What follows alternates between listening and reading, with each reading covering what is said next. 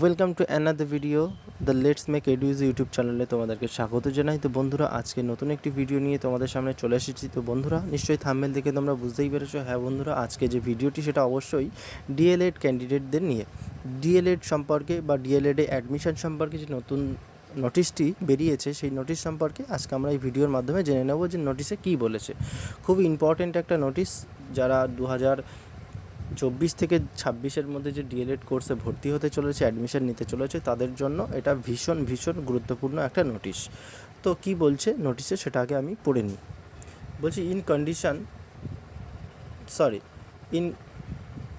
In continuation of our earlier notification vide memo nos, বলেছে এটা dated 16/05/2024 and 385, এটা যেটা আছে সেটা বলে দিয়েছে, and dated 27/05/2024. It is notified for information to all concern that the last date of our online submission of admission forms for admission to your DLED course regular mode for the session 2024 to 2026 is hereby extended up to 30th June 2024 for the benefit of course aspirants.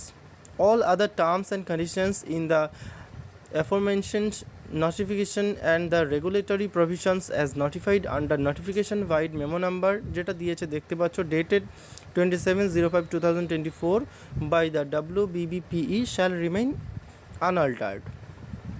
The post-closure events of the admission process mentioned in the main notification will be rescheduled accordingly. তার মানে কি বলতে চাইছে, এর যে বাংলা যে মুদ্রা কথাটি হলো, যারা 2024-26 ব্যাচে ডিএলএডে অ্যাডমিশন নিতে চাও তারা অবশ্যই এখনও অ্যাডমিশন নিতে পারবে।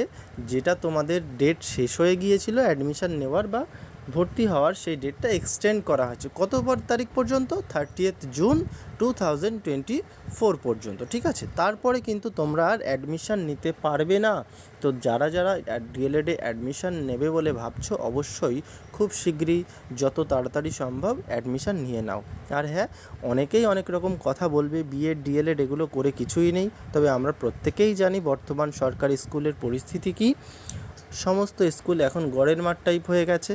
তো তোমরা অবশ্যই ডিএলএড বিএড যারা করবে অবশ্যই করে রাখো, কারণ নিয়োগ অবশ্যই করতে হবে সরকারের। আজকে না হলে কালকে হবে, কাল না হলে পরশু হবে, কিন্তু নিয়োগ কিন্তু অবশ্যই করতে হবে। কারণ স্কুলে টিচার ছাড়া কিন্তু এডুকেশন বা পড়াশোনা সেটা কিন্তু সম্ভব নয়, একটা অসম্ভব ব্যাপার।